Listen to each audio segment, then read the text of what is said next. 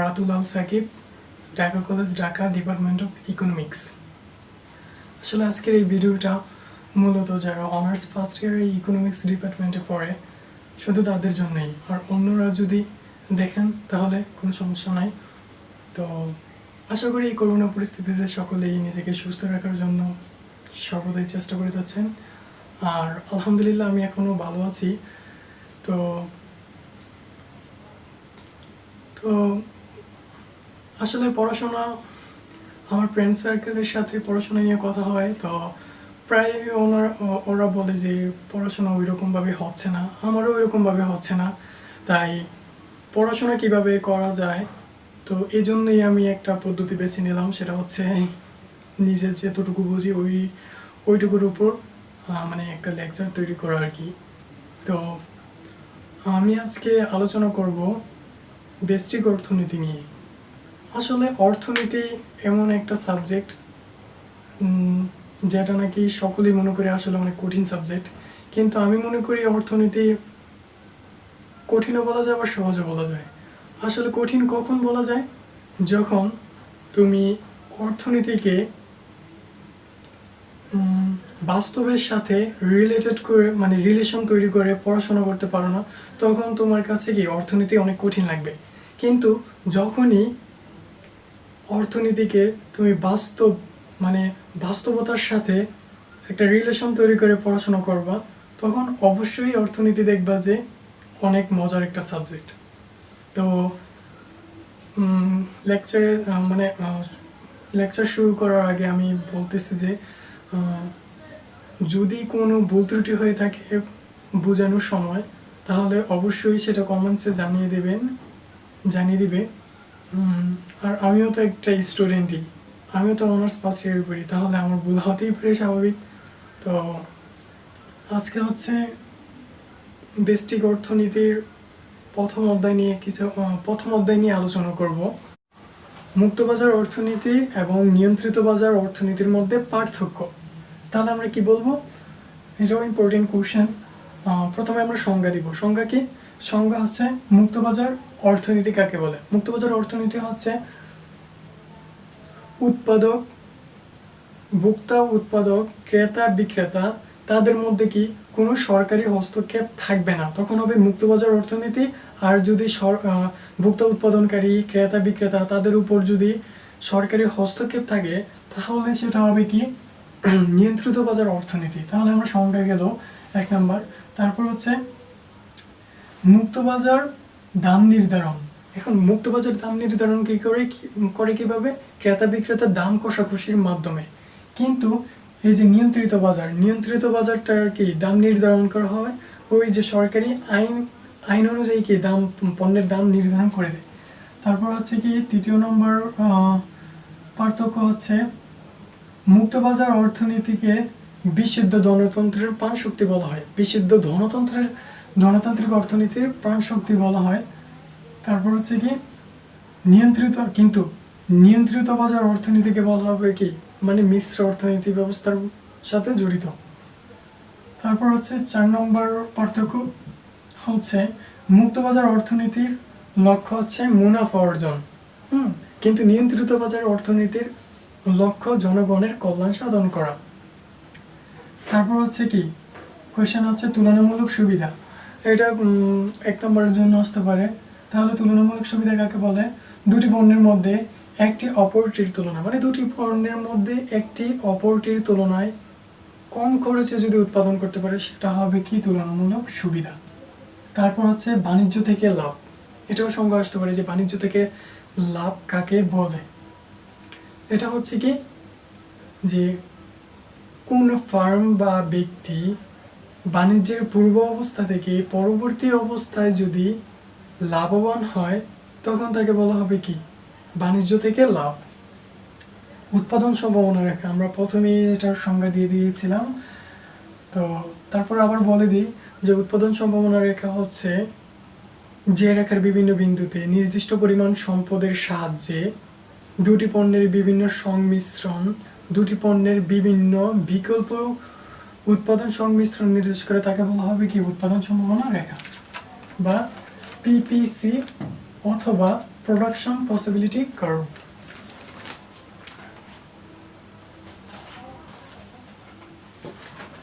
এবারের কোশ্চেন হচ্ছে অর্থনৈতিক কার্যক্রমের চক্রাকার প্রবাহ। এই চক্রাকার প্রবাহের মাধ্যমে এই যে P.A. স্যামুয়েলসন 3টা সমস্যার কথা বলেছে, এই 3টা সমস্যা কি? এই চক্রাকার অর্থনৈতিক কার্যক্রম চক্রাকার প্রবাহ, এটার মাধ্যমে কি ওই 3টা সমস্যা সমাধান হয়ে যায়। তাহলে আমরা চিত্রটা কি? চিত্রটা হচ্ছে অর্থনৈতিক কার্যক্রম চক্রাকার প্রবাহের চিত্র। যেরকম আমরা বাম দিকে দেখতেছি যে পরিবার সমূহ এবং ডান দিকে হচ্ছে ফার্ম সমূহ লক্ষ্য করা যায়। এখন আমরা পরিবার থেকে কি করি? আমরা ভূমি, শ্রম, মূলধন এবং সংগঠন কি ফার্মের মধ্যে ফার্ম সমূহকে দিই। যেরকম আমরা ভূমি দিই, শ্রম দিই, তারপর হচ্ছে মূলধন এবং সংগঠন দিই। তো এগুলোর বিনিময়ে ফার্ম আমাদেরকে কি দেয়? ফার্ম আমাদেরকে দেয় যে খাজনা, মুনাফা, সুদ এবং মজুরি। এগুলোর বিনিময়ে মানে ভূমি, শ্রম, মূলধন ও সংগঠনের বিনিময়ে ফার্ম আমাদেরকে কি দেয়? কি খাজনা, মুনাফা, সুদ এবং মজুরি দেয়। এখন এই যে পরিবার থেকে ফার্মসমূহের মধ্যে ভূমি, শ্রম, মূলধন ও সংগঠন, এই উপকরণগুলো কি হয়? প্রবাহিত হয়। এই প্রবাহটাকে বলা হবে কি? উপকরণ প্রবাহ। এবং ফার্ম থেকে যখন খাজনা, মুনাফা, সুদ এবং মজুরি পরিবার সমূহের মধ্যে আসবে, তখন এটাকে বলা হবে কি? আয় প্রবাহ। মানে এগুলোর বিনিময়ে কি আমরা টাকা পাচ্ছি, আমরা চাকরির বিনিময়ে আমরা টাকা পাচ্ছি, এটা কি হচ্ছে? এটা একটা আয় প্রবাহ বলা হবে। তারপর কি? তারপর হচ্ছে আমরা কি চাহিদা সৃষ্টি করি, এবং আমরা কি নিজেরা একজন ক্রেতা। যেরকম আমরা চাহিদা সৃষ্টি করি, আমাদের কি বিভিন্ন ধরনের দ্রব্য সামগ্রী লাগবে, তখন আমরা কি বাজারে যাই।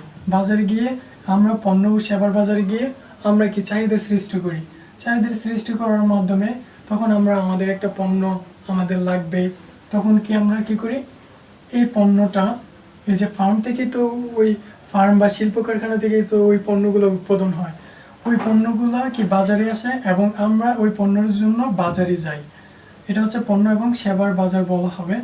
তো এই পরিবার সমূহ বাজারে গিয়ে চাহিদা সৃষ্টি করে এবং ফার্ম সমূহ যোগান দিয়ে মানে বাজারে দ্রব্য সামগ্রী দিয়ে যোগান সৃষ্টি করে। তখন আমরা কি করি? টাকা দিয়ে যখন আমরা দ্রব্য সামগ্রী ক্রয় করি, তখন এটাকে বলা হবে কি? পণ্য ও সেবা প্রবাহ আমাদের মধ্যে আসবে ফার্ম থেকে। আর আমরা কি করব? এগুলোর বিনিময়ে, পণ্য সামগ্রীর বিনিময়ে কি আমরা ব্যয় করব, মানে টাকা দেব। এটা হচ্ছে কি? ব্যয় প্রবাহ। ব্যয় প্রবাহ কি পরিবার থেকে ফার্মে চলে যায়। তারপর কি? তারপর হচ্ছে মূলত এই যে একটা প্রক্রিয়া, এই প্রক্রিয়ার মাধ্যমে কি মানে পরিবার এবং ফার্মের মধ্যে এই চারটা অবিরাম যে চক্র, এই চক্রটা সব সময় চলতে থাকে। এটা যদি আমরা যে বাস্তবের সাথে মিলিয়ে পড়ি, তাহলে আমাদের কোনো মানে কঠিনই নেই, এটা একটা সহজ বিষয়, ঠিক না? তো এর মাধ্যমে কি অর্থনৈতিক যে 3টা সমস্যা, কি উৎপাদন করবে, কার জন্য উৎপাদন করবে, তারপর হচ্ছে কোন পদ্ধতিতে উৎপাদন করবে, এইগুলো কি সবগুলো কি সমাধান এটার মধ্যে হয়ে যায়। তো আমরা নেক্সট কোশ্চেন কি? নেক্সট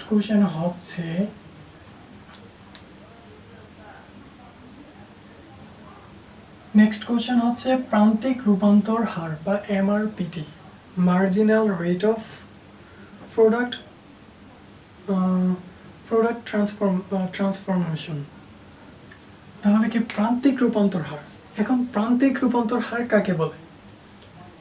প্রান্তিক রূপান্তর হার হচ্ছে অতিরিক্ত একক দ্রব্য পাওয়ার জন্য, মানে অতিরিক্ত একক দ্রব্য পাওয়ার জন্য অন্য একটি দ্রব্যের যে অতিরিক্ত একক ত্যাগ করতে হয়, তাকে বলা হয়, এই দুইটার অনুপাতকে বলা হবে কি? প্রান্তিক রূপান্তর হার। এখন প্রান্তিক রূপান্তর হার বিভিন্ন আকৃতির হতে পারে, যেরকম MRPT, marginal rate of product transformation. এটা কি? এই প্রান্তিক রূপান্তর হার যদি ক্রমবর্ধমান হয় তাহলে পিপিসি রেখা, ওই যে উৎপাদন সম্ভাবনা রেখা কি মূল বিন্দুর দিকে অবতলাকৃতির, এটা হচ্ছে কি উৎপাদন সম্ভাবনা রেখা, আর এই রেখাটা কি মূল বিন্দুর দিকে কি অবতলাকৃতির। এখন মূল বিন্দুর দিকে অবতলাকৃতির, তাহলে এটা কি ক্রমবর্ধমান হলে কি হয় যে একটি দ্রব্যের অতিরিক্ত একক যদি আমরা উৎপাদন করতে যাই তাহলে অন্য একটি দ্রব্যের উৎপাদন কি এর চাইতেও বেশি হারে ত্যাগ করতে হয়, তখন বলা হবে কি প্রান্তিক রূপান্তর হারটা কি তখন ক্রমবর্ধমান হবে। যেরকম আমরা এখানে চিত্রের মাধ্যমে দেখতে পাই লম্ব অক্ষে হচ্ছে এক্স পণ্য, ভূমি অক্ষে হচ্ছে ওয়াই পণ্য, এটা হচ্ছে এই রেখাটা হচ্ছে কি প্রোডাকশন পসিবিলিটি কার্ভ। যদি আমরা এক্স পণ্য উৎপাদন করি তাহলে এত পরিমাণ উৎপাদন করতে পারবো, কত পরিমাণ 0 থেকে 5 একক উৎপাদন করতে পারবো এক্স পণ্য। যদি মানে এই সীমিত সম্পদের মধ্যে যদি শুধু এক্স পণ্য উৎপাদন করি তাহলে কি 5 একক পণ্য কি এক্স একক উৎপাদন করা যাবে, এক্স পণ্য উৎপাদন করা যাবে। কিন্তু যদি আমরা ওয়াই পণ্য একক যদি উৎপাদন করতে যাই তাহলে আমাদের এক্স পণ্য 4 একক এটা সমান, কিন্তু যখন ওয়াই পণ্য যখন 2 একক উৎপাদন করব তখন এক্স পণ্য কি 2 একক ছেড়ে দিতে হয়। প্রথমে কিন্তু আমরা 1 একক ছেড়ে দিয়েছি, তারপর কি 2 একক ছেড়ে দিয়েছি, তাহলে এক্স পণ্য 1 একক উৎপাদন বাড়ানোর জন্য ওয়াই পণ্য কি প্রথমে 1 একক ত্যাগ করি, তারপর কি 2 একক ত্যাগ করি, তার মানে কি এর চাইতেও বেশি হারে ত্যাগ করতে হয়। ওয়াই পণ্য 1 একক উৎপাদনের জন্য এক্স পণ্য 2 একক ত্যাগ করতে হয়, মানে বেশি হারে ত্যাগ করতে হয়। তারপর হচ্ছে এমআরপিটি মানে প্রান্তিক রূপান্তর হার স্থির।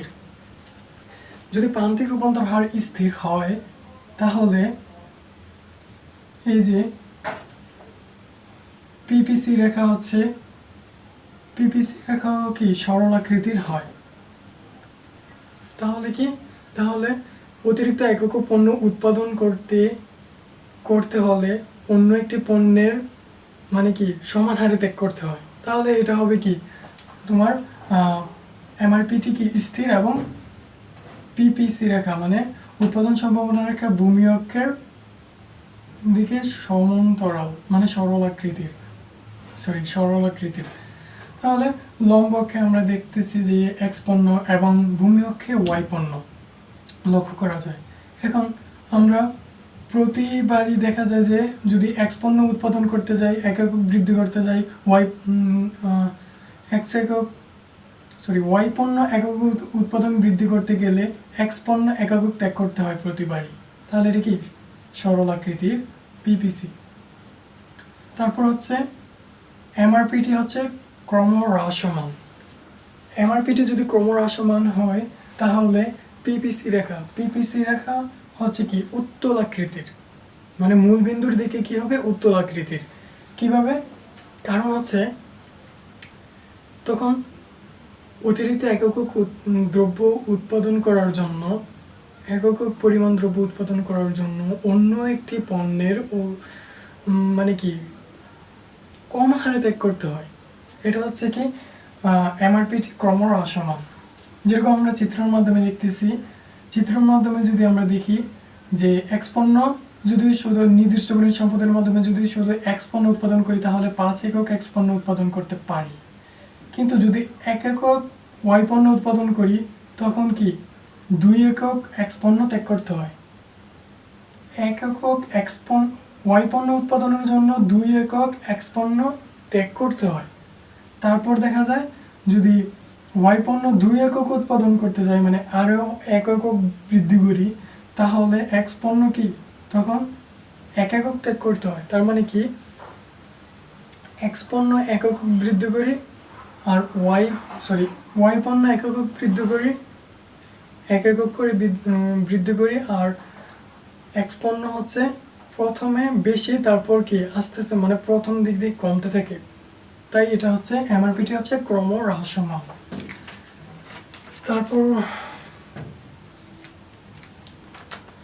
তারপর কোশ্চেন হচ্ছে আমাদের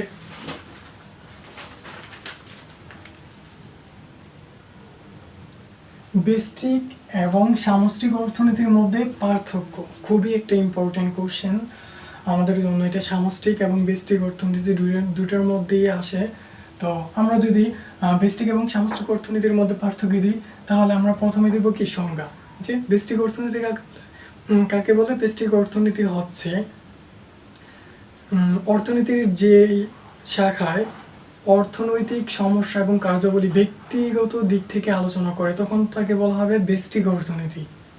আর অর্থনীতির যেই শাখায় অর্থনৈতিক সমস্যা এবং কার্যাবলী ব্যক্তিগত দিক থেকে বিবেচনা না করে সামগ্রিক দিক থেকে বিবেচনা করে, তখন তাকে বলা হবে সামষ্টিক অর্থনীতি। 1 নম্বর সংজ্ঞা গেল। তারপর হচ্ছে পরিধি। বুঝেই যাচ্ছে পরিধি কোনটা বড়। পরিধি হচ্ছে সামষ্টিক অর্থনীতির পরিধি বড়, আর ব্যষ্টিক অর্থনীতির পরিধি তুলনামূলক কম। তারপর হচ্ছে আয়। এখন ব্যষ্টিক অর্থনীতির মধ্যে আয় বলতে একজন ব্যক্তির আয়কে বোঝায়, আর কিন্তু সামষ্টিক অর্থনীতিতে আয় বলতে জাতীয় আয়কে বোঝায়। তারপর হচ্ছে ভারসাম্য। তোমার ব্যষ্টিক অর্থনীতি হচ্ছে আংশিক ভারসাম্য নিয়ে, বাজারের আংশিক ভারসাম্য নিয়ে কি আলোচনা করে, কিন্তু সামষ্টিক অর্থনীতি সম্পূর্ণ মানে বাজারের সম্পূর্ণ ভারসাম্য নিয়ে কি আলোচনা করে। তারপর হচ্ছে চলকের মধ্যে সম্পর্ক। ব্যষ্টিক অর্থনীতি বিভিন্ন চলকের মধ্যে ওইরকম সম্পর্ক লক্ষ্য করা যায় না, কিন্তু সামষ্টিক অর্থনীতির মধ্যে এক একটা চলকের মধ্যে ঘনিষ্ঠ সম্পর্ক বিদ্যমান। তারপর হচ্ছে বাজারের চিত্র কি, ব্যষ্টিক অর্থনীতি কি বাজারের আংশিক চিত্রটাকে তুলে ধরে, কিন্তু সামষ্টিক অর্থনীতি সম্পূর্ণ বাজারের চিত্রটাকে উপস্থাপন করে। তারপর উদাহরণ দিতে পারি আমরা। তারপর হচ্ছে ব্যষ্টিক অর্থনীতি সকল বিষয় সামষ্টিক অর্থনীতির অন্তর্ভুক্ত, কিন্তু সামষ্টিক অর্থনীতির সকল বিষয় ব্যষ্টিক অর্থনীতির অন্তর্ভুক্ত নয়। তো গেল যে ব্যষ্টিক অর্থনীতি এবং সামষ্টিক অর্থনীতির মধ্যে পার্থক্য। তারপর আমরা কি পড়বো, যে অর্থনীতির আওতা, এগুলো আমরা বই থেকে কয়েকটা ইংটি মুখস্থ করে ফেলবো বা ধারণা রাখবো। তারপর হচ্ছে টেকনোলজি বলতে কি বোঝায়, এটাও একটা ধারণা রাখবো। তাহলে আজকের ক্লাস এখানেই শেষ। তো বলে রাখা ভালো, যদি আমার এই ক্লাসের মধ্যে যদি কোনো ভুল ত্রুটি হয়ে থাকে, তাহলে অবশ্যই কমেন্টের মধ্যে জানিয়ে দিবে। আমার জন্য দোয়া করবে। আশা করি সবাই ভালো থাকবে। তো আজকে এখানে শেষ করছি। আসসালামু আলাইকুম।